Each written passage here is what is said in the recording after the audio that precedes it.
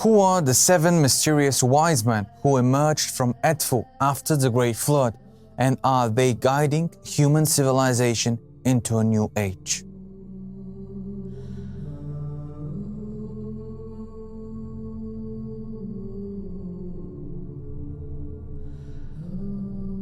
What was the role of ancient Egypt and its mighty gods, and how do these events still affect us today? We will uncover the answers in part 2 of the 7 wise men from Edfu and the Great Flood.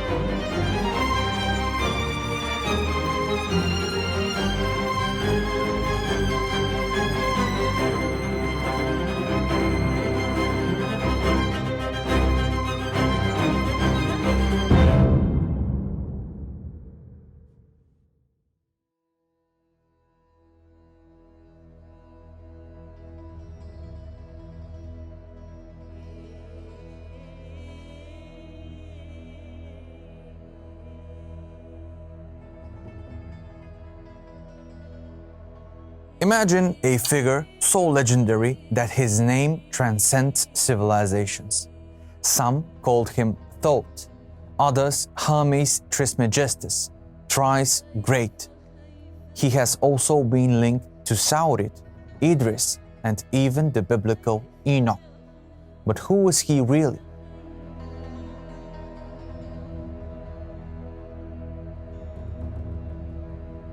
To the ancient Egyptians, Thoth wasn't just a god. He was the keeper of time and master of wisdom and the architect of knowledge.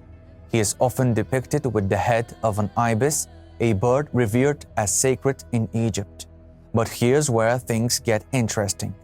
His temple in Heliopolis was said to contain a legendary library filled with texts that held secrets of the cosmos, lost civilizations, and hidden underground tunnels. Some believe these writings inscribed on ancient papyri were created by Thoth himself. And if that wasn't enough, ancient records describe strange artifacts in his possession: a magic mirror that allowed him to see across vast distances, a mystical bird that could listen and relay news from faraway lands, a ship, a mysterious craft in which he is said to have descended to Earth. Legends say that Thoth was sent to Earth to bring order as gods and men multiplied and chaos threatened to consume the world. He became the scribe of the gods, recording history, establishing laws, and even teaching humanity how to write, speak, and to build civilization. But here's the question: was Thoth just a myth, or could he have been something more? Over time, his name merged with others, but the conclusion remains the same. Thoth and even Enoch appear to be real entities from a distant past. Some stories even suggest Enoch had direct contact with the Elohim, the so-called gods, and that he left Earth multiple times aboard their flying machines. Thoth himself tells something that's worth hearing, and of course, you can draw your own conclusion from your own perspective and point of view. There will come a time when it will be in vain that Egyptians will call upon the gods, and prayers will be ineffective. The gods will depart from the earth to return to heaven, and Egypt, once the home of sacred rites, will be abandoned and left desolate. Foreigners will come and rule, forbidding the ancient traditions. The land, once filled with temples, will be covered in tombs, and instead of gods, there will only be corpses. The last true Egyptians will leave, and Egypt will be a land of ruins. Well, that actually sounds pretty much like what's Egypt today, isn't it?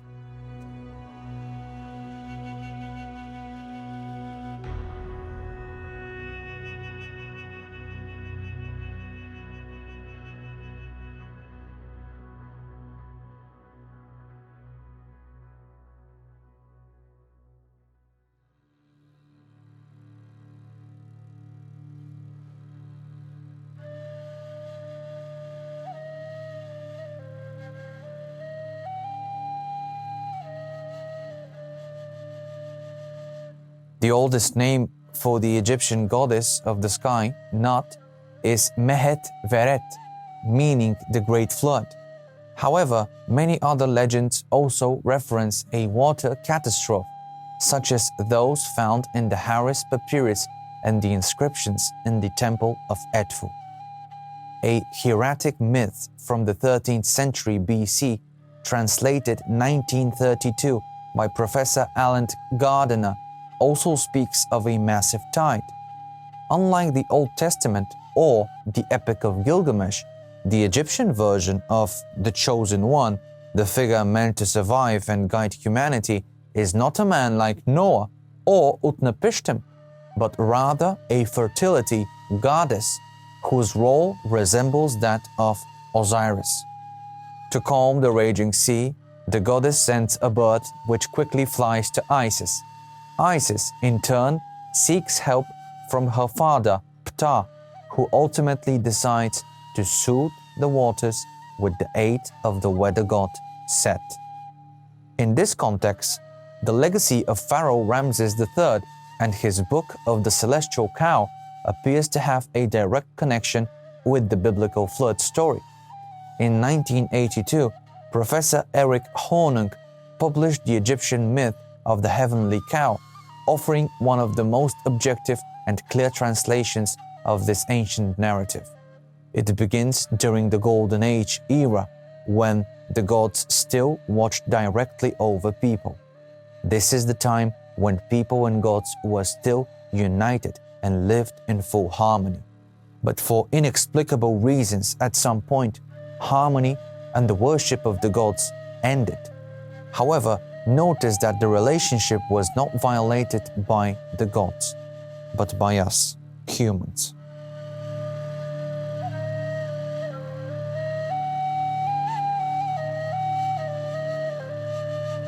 If we follow this line of thought, perhaps humanity truly deserved the Great Flood. Some Egyptologists suggest that the individual names of the Egyptian gods may have arisen out of fear of speaking their true names. But what exactly were the Egyptians so afraid of? The myth of Horus sheds light on an ancient rebellion, an uprising of our ancestors that, according to legend, led to the Great Flood. The story goes that by 11,000 BC, the great deity Ra had grown old and called for help from his grandson Heru-Bekdeti. Horus rushed to his aid, defeated the demigods and human enemies of Ra, and waged war from Lower Nubia in the south to the northern coast. The texts describe aerial combat, with Heru-Bekdeti flying across the sky in a great winged sun, earning him the title Great God and Lord of Heaven. From above, Horus spotted the rebels and descended upon them like a giant bee, striking with a furious sting that blinded his enemies. The gods had already convened. It was decided that Horus would use another mysterious and devastating weapon, the divine eye of Ra.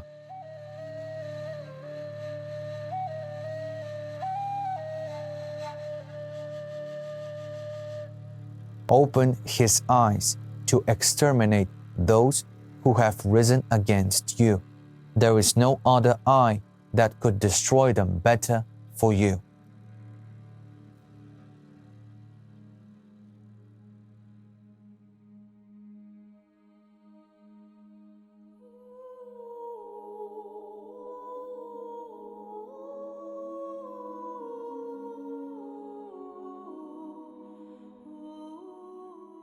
Today, Egyptologists suggest that the Eye of Ra was not just a symbol or a part of Ra's body, but an independent entity described in legends as a powerful weapon.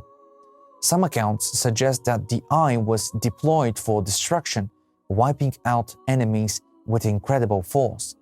Others hint at a more enigmatic function. Was it simply a tool for divine retribution, or could it have been used for something even more extraordinary? What was the true nature of the Eye of Ra, And could this mythical event hold echoes of a forgotten reality? From Mesopotamian cuneiform texts, we learn more details about what happened. After the gods created humans, life was peaceful and everything seemed perfect. But Enlil, the brother of Ea, had opposed the creation of humans from the very beginning. During the Golden Age, he suddenly stepped down from his role. The final breaking point came when some of the gods began forming relationships with human women. Enlil, along with Ra in Egyptian mythology, called a meeting of the gods to voice his complaints. The land grew and the human population exploded, spreading like wild bulls. This angered Enlil. He told the other gods, "The voices of humans disturb me. Their numbers grow too fast and I cannot rest." This aligns with the Sumerian accounts of the Anunnaki gods. At first, the gods did not send a flood but a series of plagues, diseases that caused pain and fever. The people cried out to Ra, the very God who created them, Ea, pleading for mercy. "Ea, Lord, we suffer. The gods have turned against us and the land is dying. But you are our creator, end our pain and stop this disaster." Ra eventually intervened, stopping Set's plan to destroy the people, much like Horus took action in the Egyptian version of the story. But this only made Enlil even angrier. He complained again before the gods. "They have not decreased, they are more of them than ever." Enlil's second plan, this time carried out with the support of the Great Ones, was to wipe out humanity through starvation and drought. For 7 years, the land was dry, the rivers shrank, and crops failed. Desperation took over. People turned against their only protector, Ra, and even tried to attack him. But despite their rage, Ra remained untouched.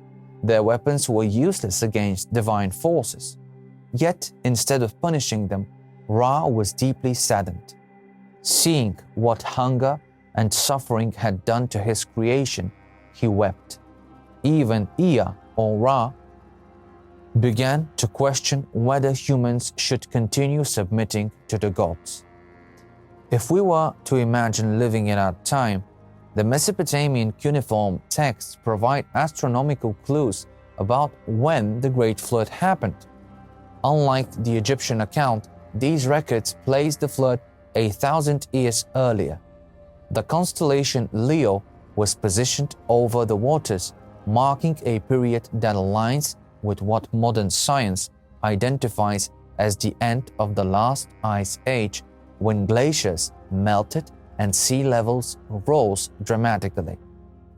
When the flood finally ended, most of humanity had been wiped out. With the destruction of civilizations, written history vanished. The survivors, few in number, descended into a state of primitiveness. At first, they resorted to cannibalism, then slowly adapted to life as hunters and gatherers.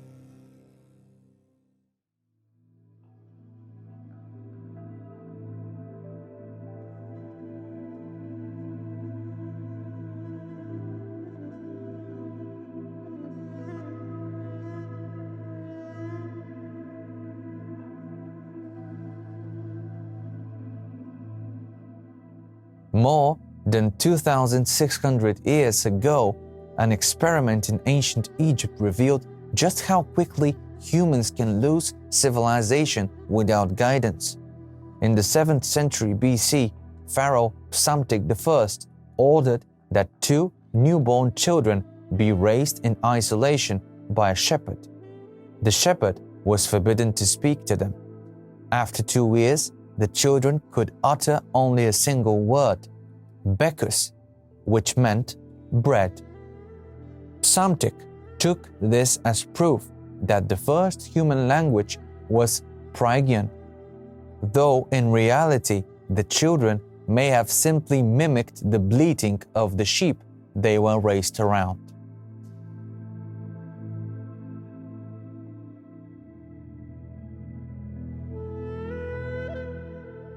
In the first volume, chapters 1 and 5, the historian Diodorus of Sicily describes the long process of eliminating cannibalism from early human society. He specifically refers to the primitive tribes along the Nile Valley who still practiced it at the time.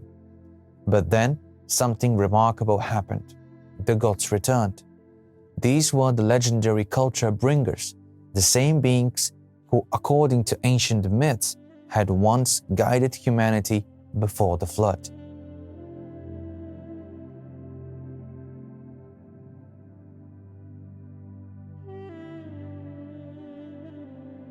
Their arrival marked the beginning of a new civilization.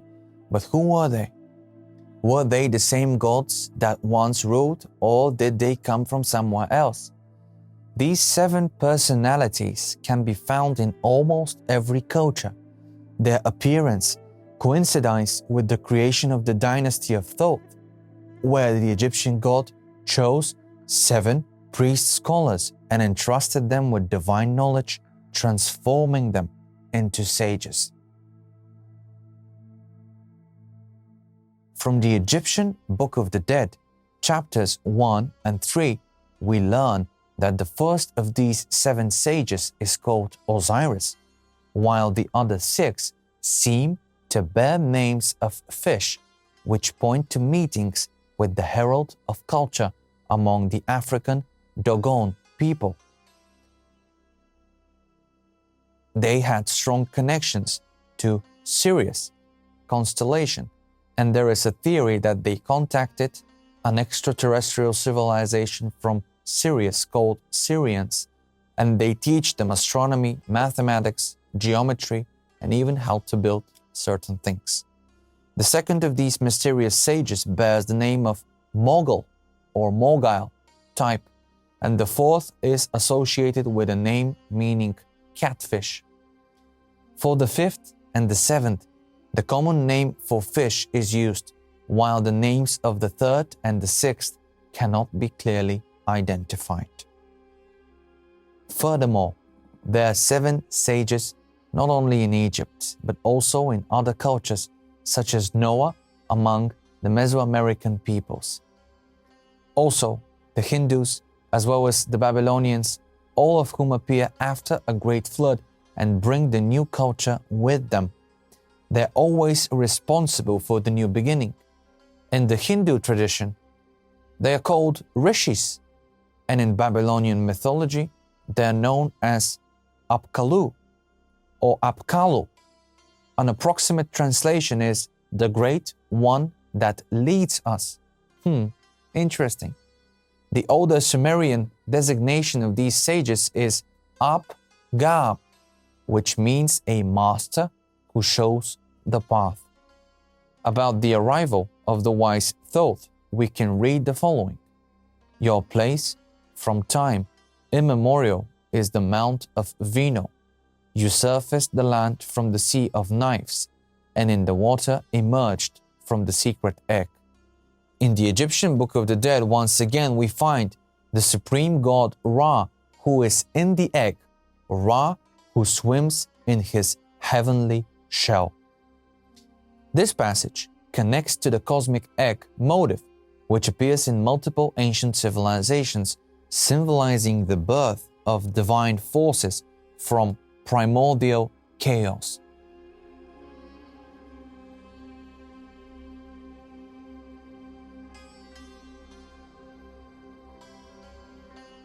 The Egyptians viewed Ra's celestial journey as both literal and symbolic, reinforcing his connection to the hidden knowledge of the stars.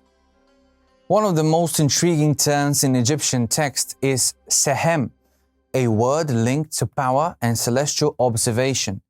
Ancient inscriptions describe it as a force bridging gods and humans, yet modern Egyptologists reduce it to nothing more than a ruler's scepter, a mere symbol of authority. But was it more than just a ceremonial object? The texts repeatedly refer to Sahem as a separate being standing at the same level as the gods.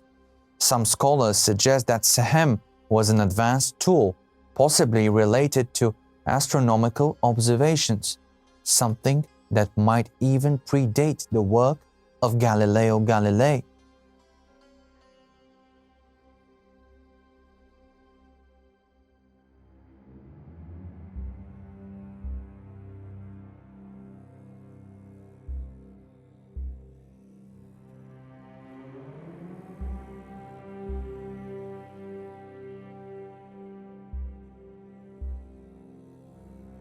One of Osiris' titles further deepens the mystery. He is called the Great Sahem, who lives in the heavens. This suggests not just power, but an ability to see beyond the ordinary, reinforcing the idea that Sahem wasn't just a staff, but something far more sophisticated. In his book, The Last Judgment Began Long Ago, Erich von Däniken explores the possibility that Earth was visited by extraterrestrial beings in ancient times. While mainstream scholars dismiss such theories as science fiction, others see compelling evidence. Von Däniken makes an interesting analogy. We do the same, not in a genetic way, which we are only now beginning to explore, but through selection. We have bred Swiss and German cows, which today graze in the tropical climate of Kenya. We have mixed breeds of oxen to create more sustainable cows with higher milk yields, and we have crossed sheep. His argument suggests that just as humans have selectively bred and altered species for specific purposes, an advanced intelligence could have done the same with early humans. Why not? If ancient myths and artifacts hint at technological or genetic interventions, is it possible that Sahem was not just a symbol, but a tool of knowledge given by non-human entities? Today we're just about to produce genetically modified vegetables, and who knows what more will come to our scientists in this field, perhaps even a genetic path to creating a human who can live for, let's say, 240 years. That's how hybrid monsters emerged, creatures like no other on the globe. People spoke excitedly about them. They were amazed by them and feared these divine creatures. After they died or were destroyed by the flood, these horrible animals immediately moved into people's memory, turning into myths and legends told of distant times when the gods created hybrids.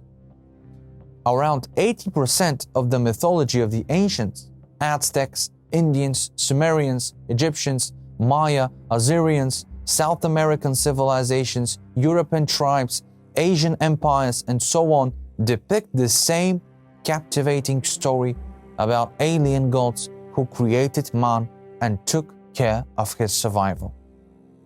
The common thread among them is the notion of creation, existence, and cycle of the earthly orb, with each cycle ending in a devastating cataclysm needed for all human civilization to progress to the next stage of their development. The great gods, according to the ancients, descended from the sky to extract gold. Egypt referred to gold as the skin of the gods. Those who descended to earth then created humans.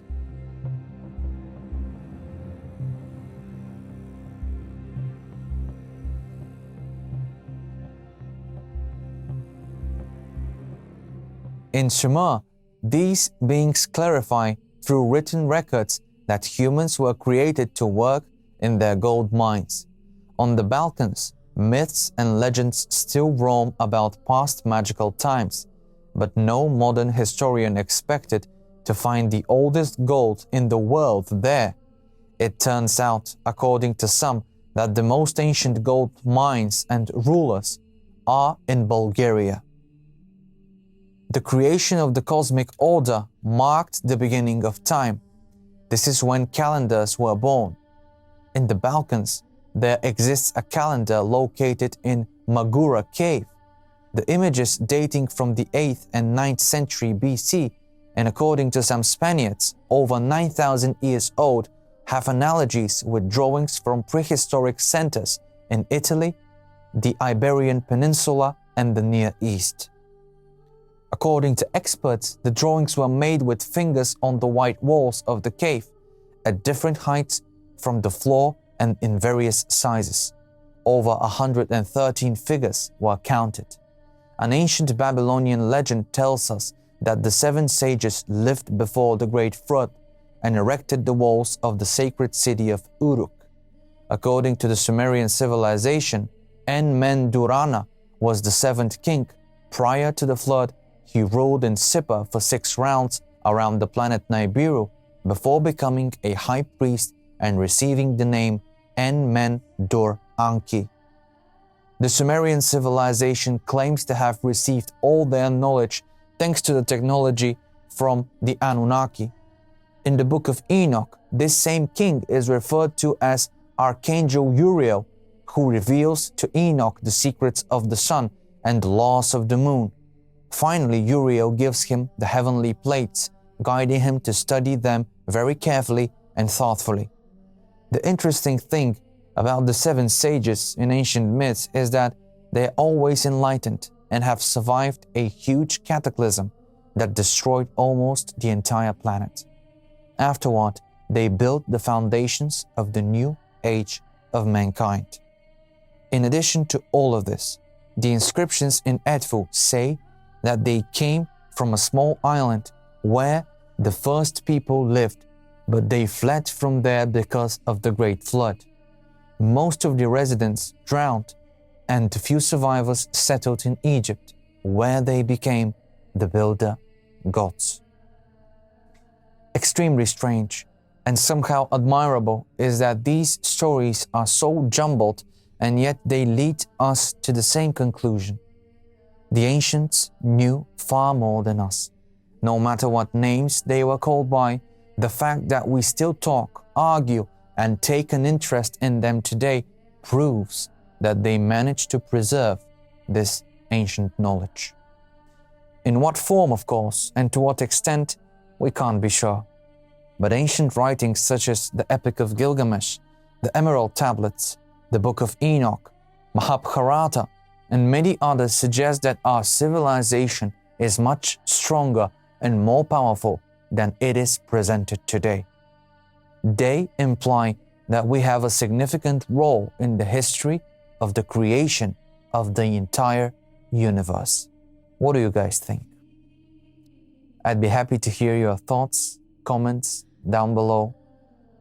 It's a very, very curious idea that I think personally we humans now in this dynamic modern 21st century that is all about technology and AI, we should create this space for us, for ourselves, for investigating, for trying to find the true nature of reality, our true history as civilization, our true cosmic nature, and our true power of the mind.